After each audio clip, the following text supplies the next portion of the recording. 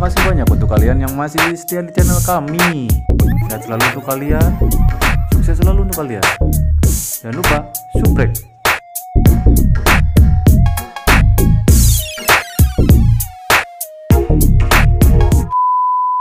Oke, assalamualaikum warahmatullahi wabarakatuh. Ketemu lagi dengan kita di channel Aden Busok.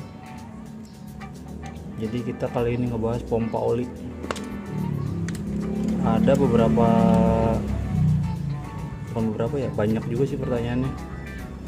Kenapa kok pompa oli saya boros? Kenapa kok pompa oli saya adalah kendala bocor terus apa lagi? Ada yang gak jalan juga. Banyak sekali kendala-kendala di pompa oli nih. Kita coba aplikasikan, kita lihat nih kendalanya di mana sih biasanya. Kita cek.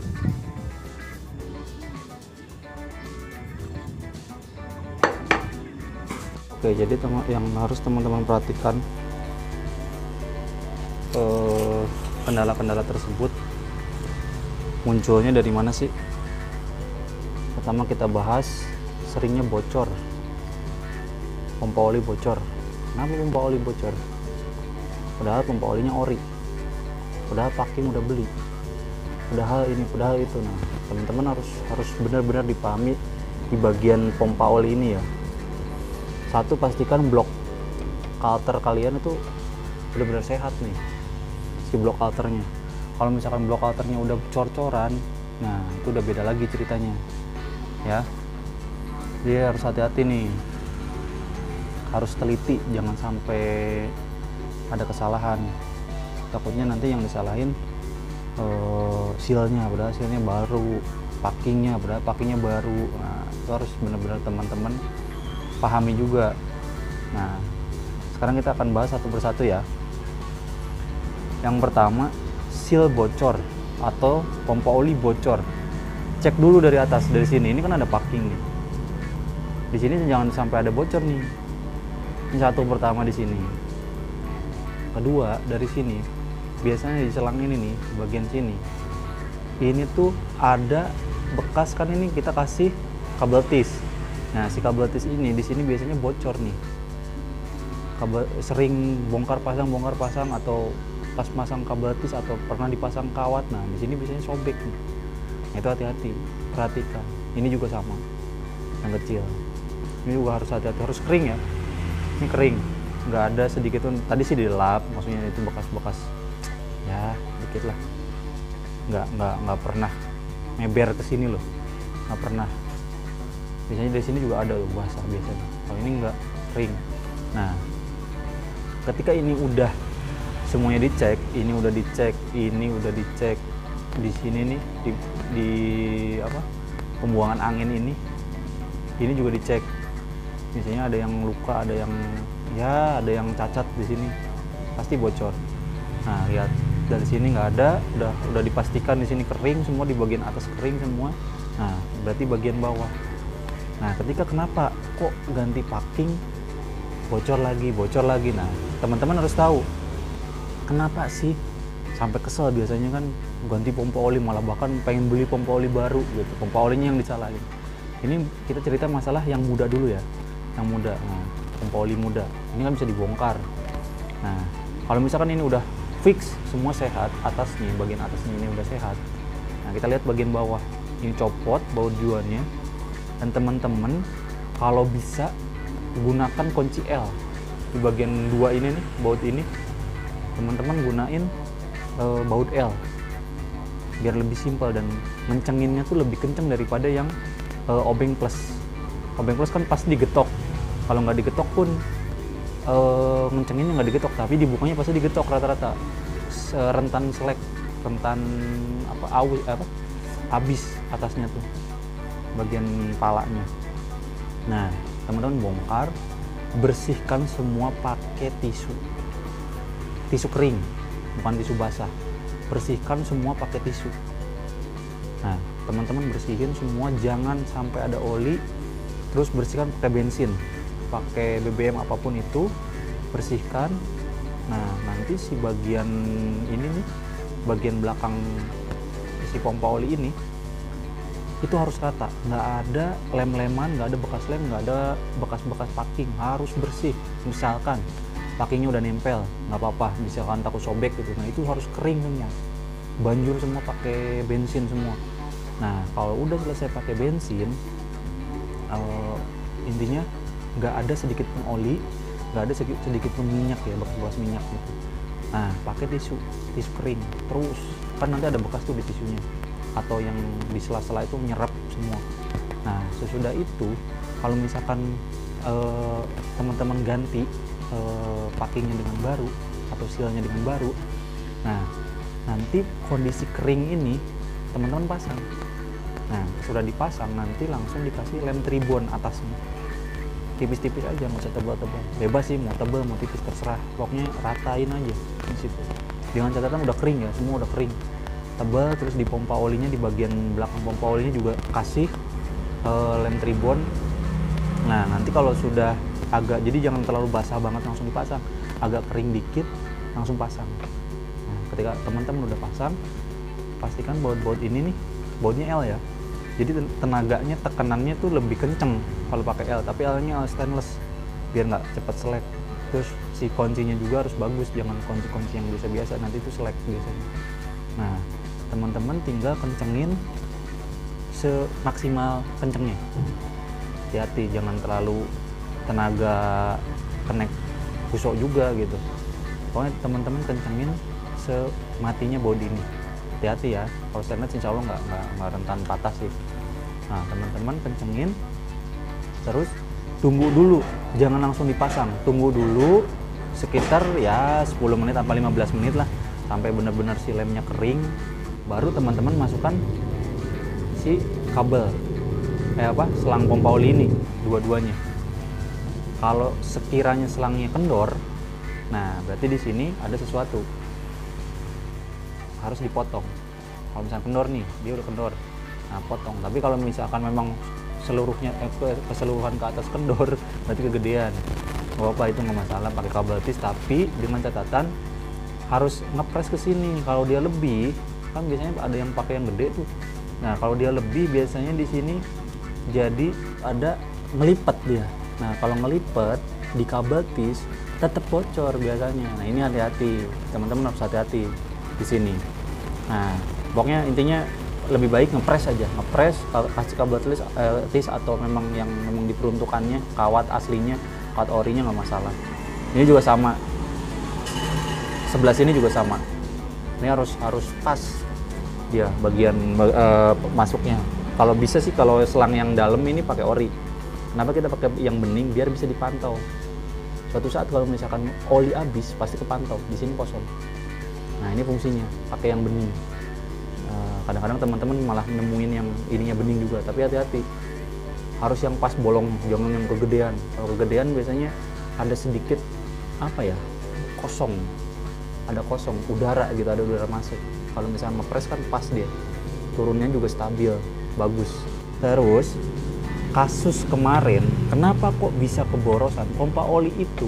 Dari awal kita beli motor, kalau di ori ya, kita berbicara dengan ori ya, dari pertama kita beli motor sampai sekarang gitu, misalkan udah bertahun-tahun gitu, itu nggak akan berubah cuy, itu nggak akan berubah, kecuali yang tua ya. Kalau yang tua ada yang giginya dalamnya plastik, ada yang pakai gigi besi, nah itu paling hancur doang gitu, hancur atau misalkan rusak ya emang udah rusak kalau begitu.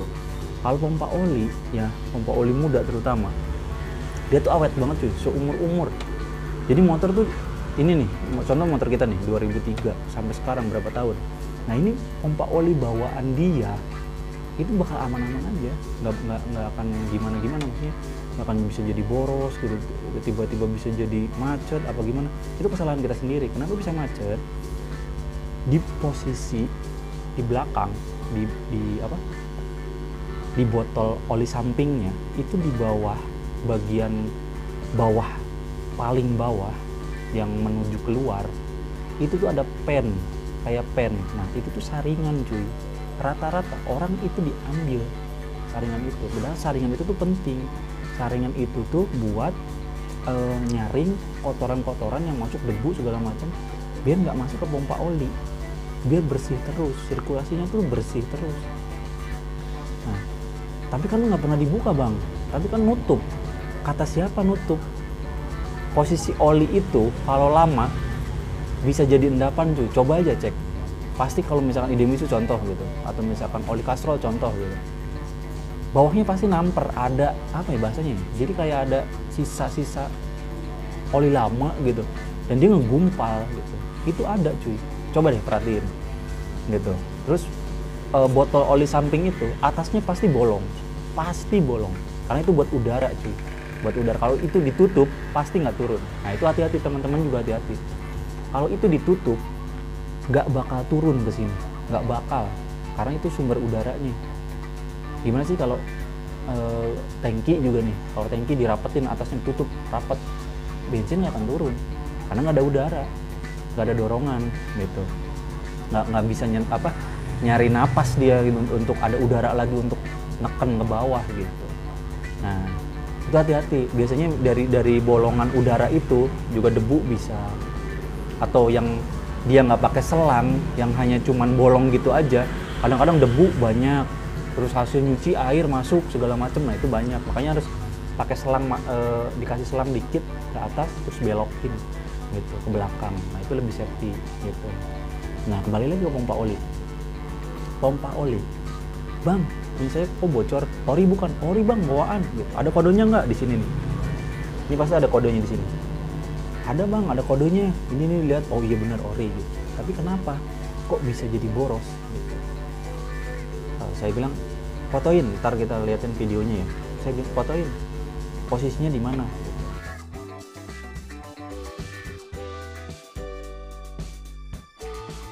Nah teman-teman lihat nih kabel orinya. Nah ini aneh udah atur ke atasnya. Ini kabel ori ya, kabel ori untuk new. Jadi beda-beda cuy.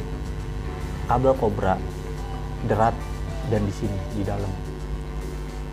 Kabel master hampir sama ini, kalau nggak salah sih panjangnya sama, cuma penempatannya di tengah di sini.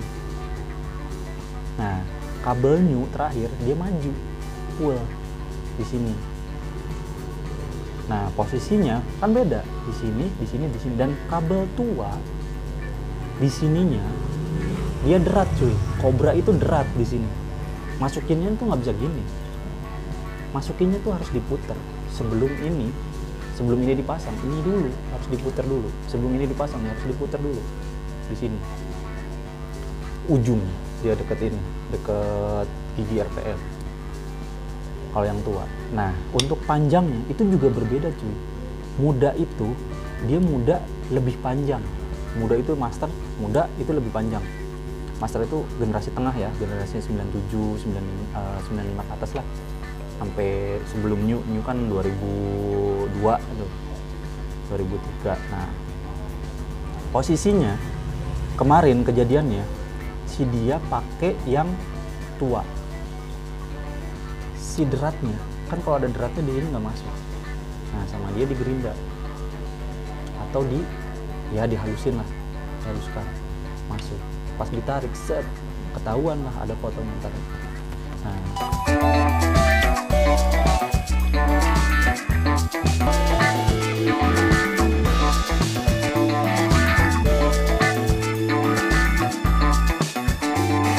di sini ada derat, wah kacau. Kenapa? Langsung di komen, karena itu tua itu pasti lebih pendek daripada ini, otomatis ini narik ya nggak. Nah kita lihat ini titik paling bawah, titik terendah, kita copot, kita buka, kita lihat ini titik paling rendahnya di mana? Di sini. Di jam berapa? Jam 3 lah, katakan jam 3 ya, di jam 3. Nah ini posisi atasnya kita udah buka, jadi lebih boros. Emang kalau kita korekan nih, ini pasti lebih boros. Kita atur lebih boros, kita polin paling atas. Nah pompa oli normal nih ya, ini posisinya di bawah saat ini posisinya di bawah, dan ini posisinya harus di sini. Ya kalau dikit segini nggak masalah, di jam 3 pas nggak masalah ya. Tapi kalau misalkan si kabel ininya pakai yang tua, kabel si pompa olinya pakai yang tua, tali pompa olinya ini bakal lebih narik segini. Nah ini di kondisi kita belum ngegas cuy.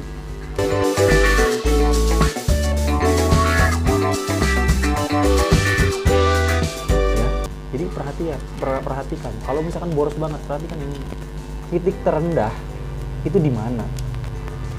Oke, kita balikin. Titik terendahnya itu di mana? Nah, ini kan di sini. Ini titik mati. Ini nggak digas. Beda kalau digas. Tuh, ya kan? Nah, kalau di titik mati, di titik netralnya aja udah segini, ketika digas di mana posisinya? Bisa di sini kan, atau di sini, atau pol di sini. Wah itu lebih gila kasusnya. Kenapa bang? Masa punya gue cuman berapa hari doang, cuman 5 hari doang habis botol, gila kan, luar biasa. Nah ini untuk yang baru banget pegang Air-King, jangan takut, makanya intinya jangan sering dengerin omongan orang yang cuman selewat doang gitu. Jadi kata orang sih kayak gini, kata orang sih kayak gini, jangan terlalu didengerin. Kalau misalkan teman-teman penasaran, teman-teman bongkar aja sendiri gitu, atau cari yang lebih tahu, ke bengkel yang lebih tahu, jangan yang suka ngakal-ngakalin gitu. Kadang-kadang kalau kita hanya dengar dari orang, ya kita sendiri yang kemakan omongan orang gitu. Nah itu hati-hati gitu. Nah teman-teman harus lihat nih di sini, posisinya kan di sini. Kalau misalkan dia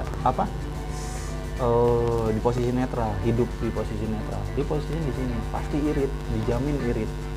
Karena tugas pompa oli itu ya dia udah segitu. Kalau kita ngegas ya dia lebih cepat, kalau kita nggak ngegas ya dia segini gitu. Kalau kita pelan ya dia segitu, sesuai keinginan motor arahnya mau kemana gitu. Nah kalau dia digas pol, nah ini digas pol aja ini cuma di 7 jam 7 atau jam 8, paling boros jam 8 lah. Nah ini posisi gaspol. Gimana ceritanya di saat kita gaspol aja segini, ini udah boros maksimal, dengan kabel yang lebih pendek itu akan lebih tinggi. Nah itu akan lebih boros, dijamin bakal lebih boros. Jadi teman-teman harus benar-benar perhatikan, jangan salahkan pompa olinya. Sekali lagi jangan salahkan pompa olinya, dan teman-teman harus hati-hati. Lihat kabelnya, bedakan. Kalau ininya stainless atau warna-warna kayak gini nih, warna-warna stainless kayak gini, warna-warna kinclong, itu lokal, hati-hati. Kalau yang new ya, new itu rata-rata semuanya hitam dan ada kode di kabelnya, itu ada kode 3KA. Kalau yang ori, makanya beli yang ori. Bukan maksud kita kadang-kadang beli yang ori mahal dong, yang ori emang mahal, yang bagus itu emang mahal gitu. Kecuali teman-teman mau ngakalin, ya gimana caranya lah ini dibikin panjang gitu. Tapi jangan juga kepanjangan.